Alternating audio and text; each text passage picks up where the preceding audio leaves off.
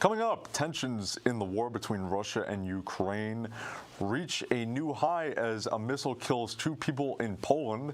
Trump announces his 2024 presidential campaign, and Mitch McConnell will stay on as GOP Senate leader. Plus, a look at your Plattsburgh weather, entertainment, and sports tonight on PS News.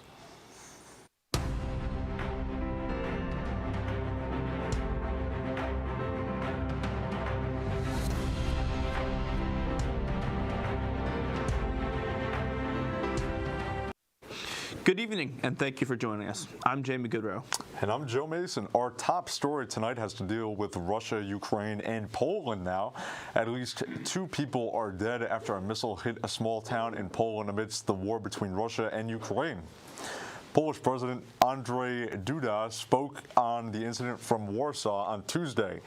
Duda says he had an important conversation with President Biden and said, quote, "This is our main ally, the most powerful army in the world." He said it is clear the U.S. will keep their alliances with Poland. The Polish president also stated that there are no indications that further events will take place. The incident marks the first time a NATO member country was directly hit in the almost 9-month conflict in Ukraine. Polish and NATO leaders say the blast appears to be an accident, the missile likely coming from Ukrainian forces defending against attacks from Russia. While further investigation into the incident is ongoing, members of the international community from the U.S. and NATO have made it clear that ultimately Russia is to blame.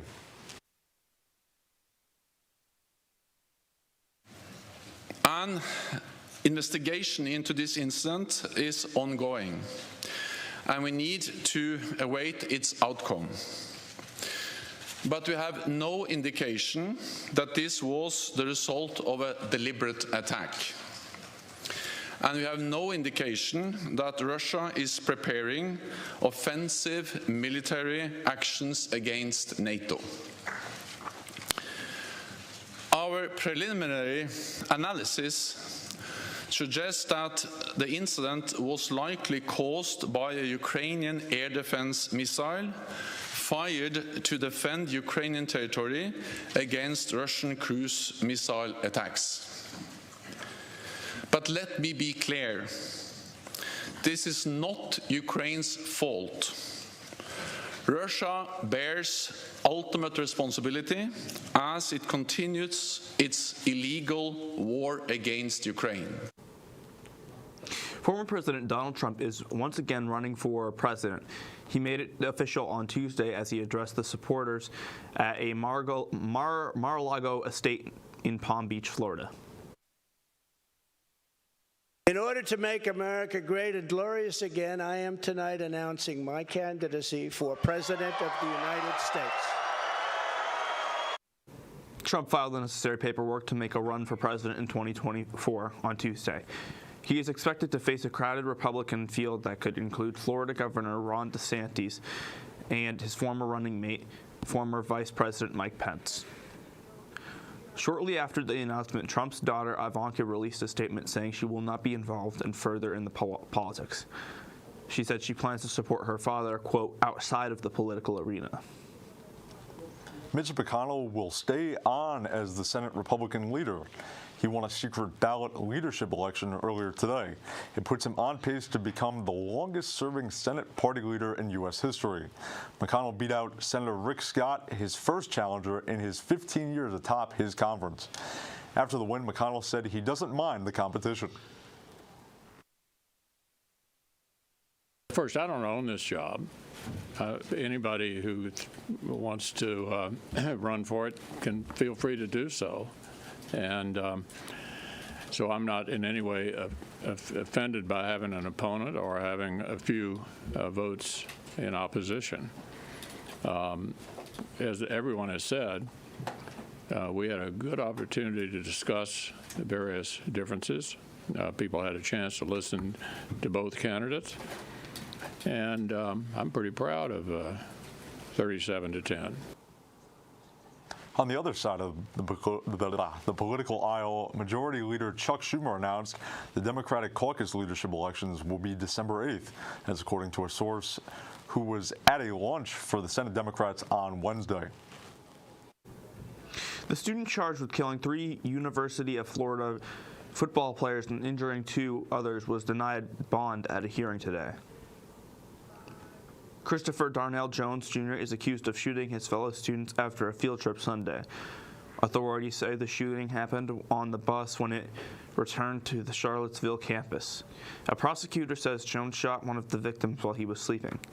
He faces 3 counts of second-degree murder and 2 counts of malicious wounding. Jones remains in jail. He was assigned a public defender until status hearing in December. The U.S. Senate has jumped a major hurdle to begin debate on the Respect for Marriage Act.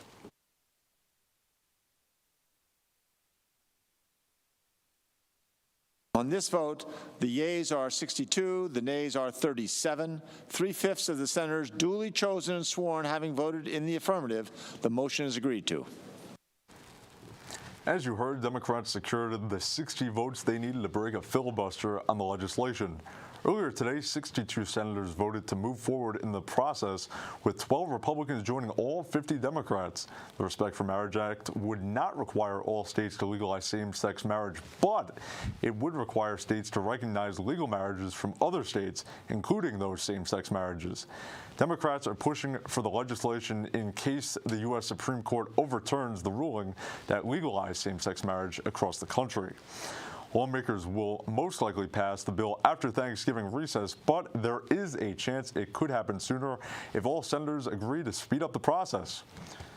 Coming up after the break, Walmart has agreed to a major settlement in the opioid epidemic, and the man accused of attacking Nancy Pelosi's husband has pled not guilty. Stay with us.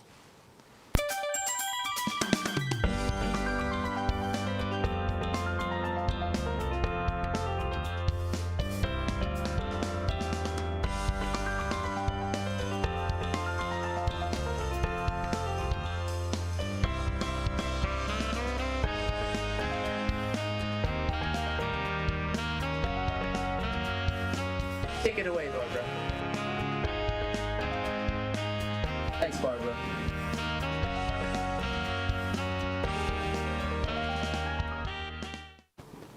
Welcome back.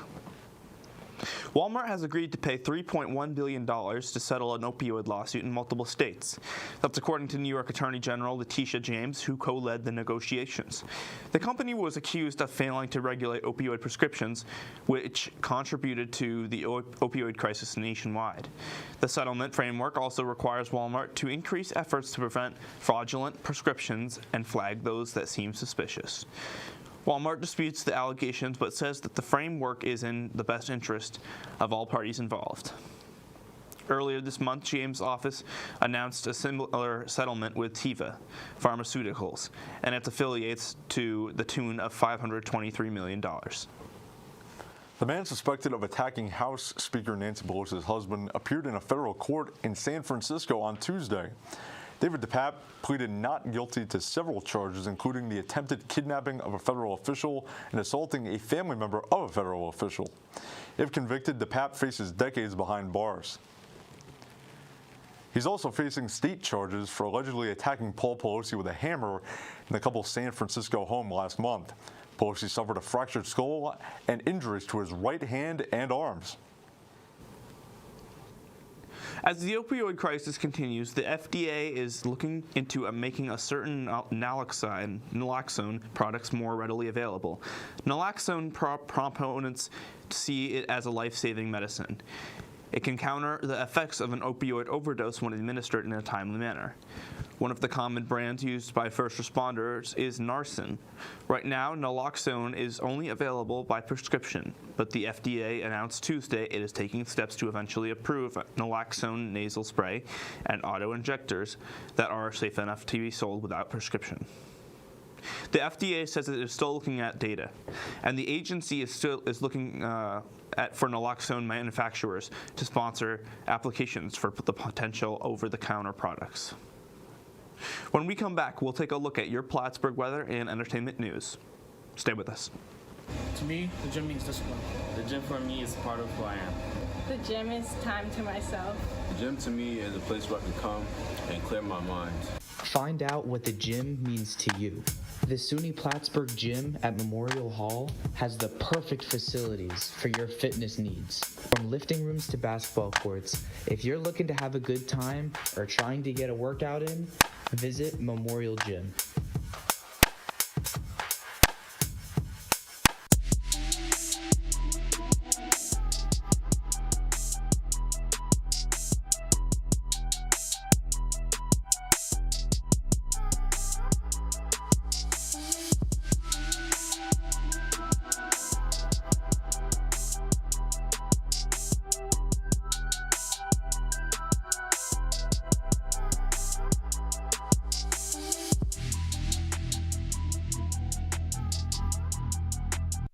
Welcome back. I'm Marcel Gibbs, and here's a look at your Plattsburgh weather. Now we're seeing 30s all across the board, and it's safe to say that it is cold. We're seeing 30 for Owl's Head. We're seeing 32 for Vermontville, 30 for Dannemora, 35 for All Sable Forks, 36 for Plattsburgh. Hey, at least we got the highest one here. Mainly 36 for Wilson and 33 for St. Albans City. Now let's take a look at your 5-day forecast. Now, if you thought today was bad, the week is going to get worse. We're seeing 37 for Thursday. We're seeing 37 for Thursday with partly cloudy with a high of 37. And despite the temperature going higher, we are seeing snow for Friday, 40% chance, but it's still a chance, and that's too much. We're seeing Saturday, the sun's coming back, partly sunny. With the temperature of 36, we're seeing Sunday, snow's coming back, and it looks like it's not getting better because the temperature went down as well. Partly sunny, but if the snow's there, then I don't think that's going to do much for us. And then Monday, at last, we're seeing a temperature of 35 and 30% snow showers after 1 p.m.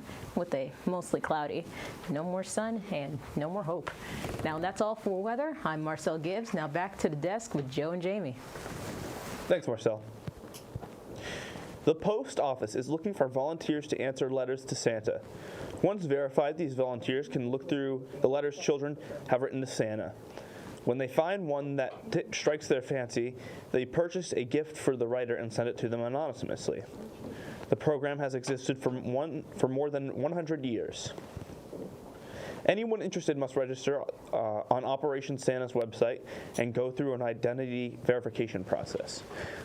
Check out USPSOperationSanta.com for more information. In 1969, it was one small step for a man, one giant leap for mankind when Neil Armstrong and Buzz Aldrin landed on the moon.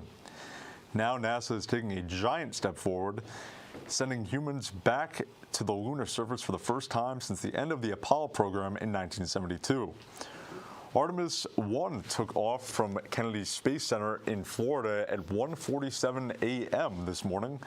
It's flying without astronauts for a test mission headed for deep space, kicking off a 25-and-a-half-day journey around the moon.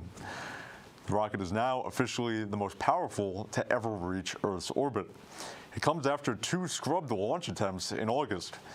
The mission marks the inaugural launch of the space agency's Artemis program, and it's planned to eventually return astronauts to the moon for the first time since the mid-20th century. It will take several days for the spacecraft to reach its farthest point, about 40,000 miles beyond the moon. The capsule is slated to journey back to Earth and parachute to a splashdown landing in the Pacific Ocean on December 11th. Now let's take a look at what's happening in the wide world of entertainment with our good friend, your PS Entertainment Update. Here's John Cargiuelo. John? Thanks, Joe. Baby, now they've got Bad Blood. Pre-sale tickets for Taylor Swift's new tour began Tuesday, but fans have reported Ticketmaster's website crashing or freezing during purchase. There are also complaints about the website not loading or allowing people to access tickets despite having a pre-sale code. Ticketmaster said there has been unprecedented demand for tickets. However, they denied the website being down. The company urged verified pre-sale fans to log in through the link they received via text instead of the main homepage. The Eras Tour kicks off March 18th in Arizona. Iconic R&B soul singer Roberta Flack has been diagnosed with ALS. A spokesperson for Flack told People magazine that she is currently in the hospital. The degenerative condition, also known as Lou Gehrig's disease, is making it hard to talk and impossible to sing. Flack is known for her #1 singles, The First Time I Ever I Saw Your Face, Killing Me Softly with His Song, and Feel Like Making Love. The spokesperson said 85-year-old Flack still plans to embrace music and stay active in the industry. She is set to publish a children's book early next year. And a documentary about her life will premiere in New York City tomorrow, before airing on PBS on January 24th. Grammy nominations were announced Tuesday, and Beyoncé leads the pack. She received 9 nominations altogether, including nods for Record of the Year for dance anthem Break My Soul, and Album of the Year for her album Renaissance. With 28 wins and 88 total career nods, Beyoncé now ties her husband, rapper Jay-Z, for the most nominations in Grammy history. Other nominees for Album of the Year include Harry's House from Harry Styles, 30 by Adele, and Special by Lizzo. The Grammy Awards will take place on February 5th in Los Angeles.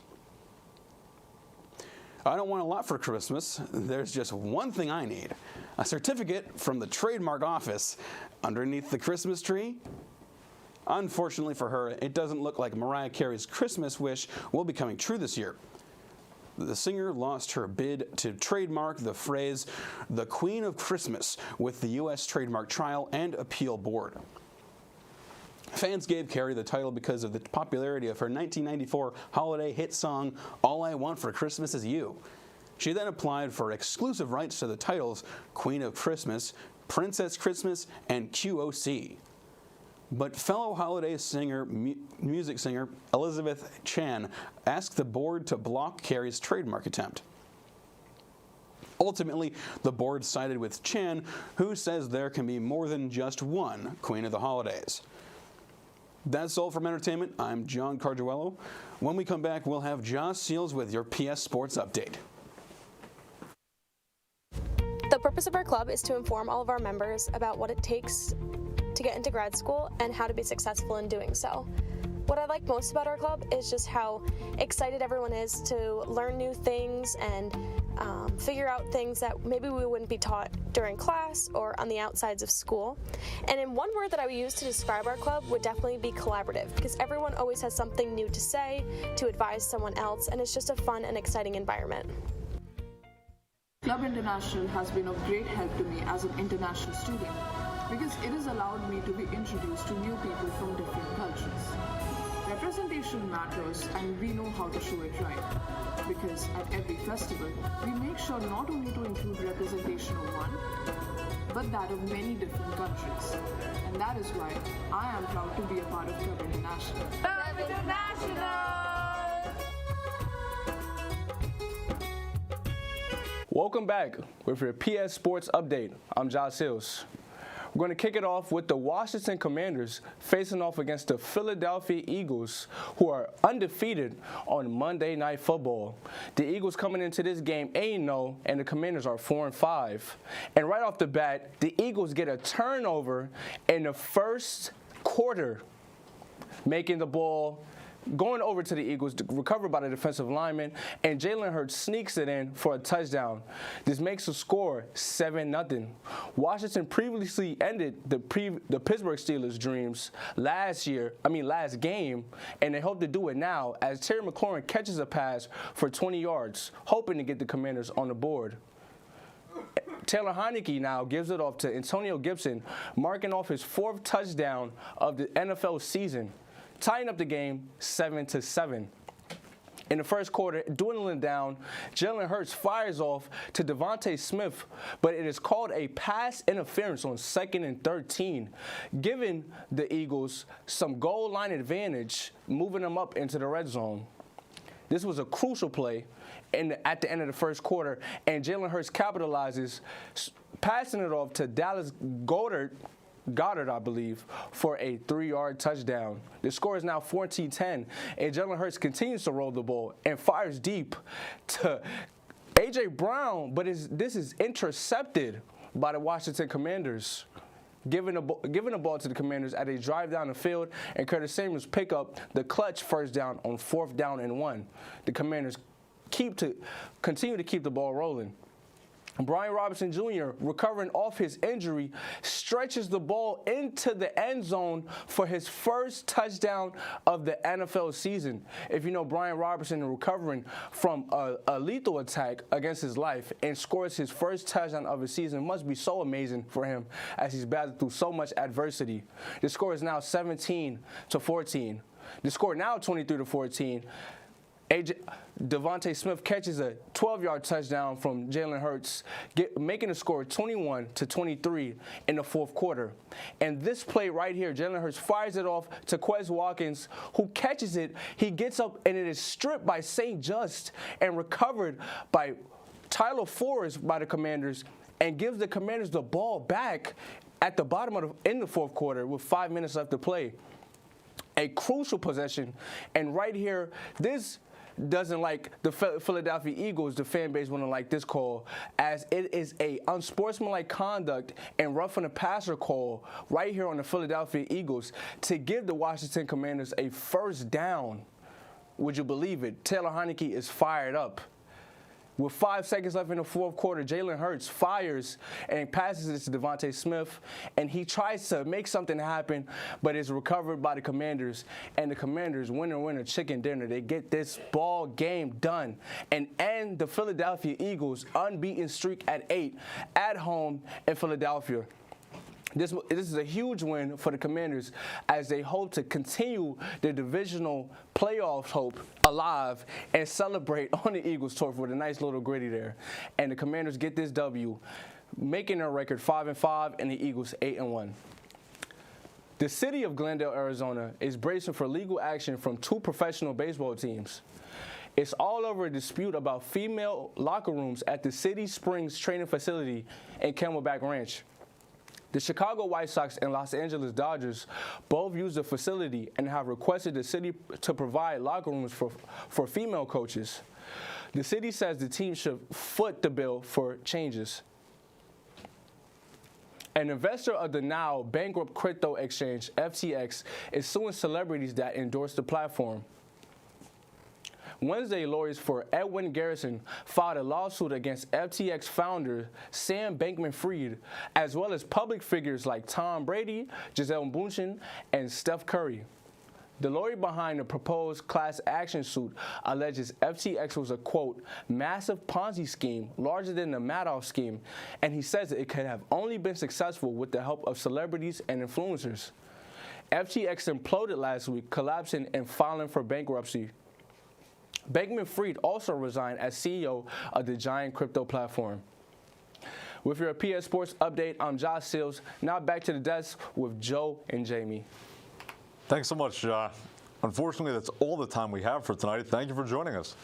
To stay up to date with PS News and all of Plattsburgh State TV, be sure to follow Plattsburgh State TV on all social media platforms. I'm Jamie Goodrow. And I'm Joe Mason. As always, thank you for joining us, and have a great night, Plattsburgh.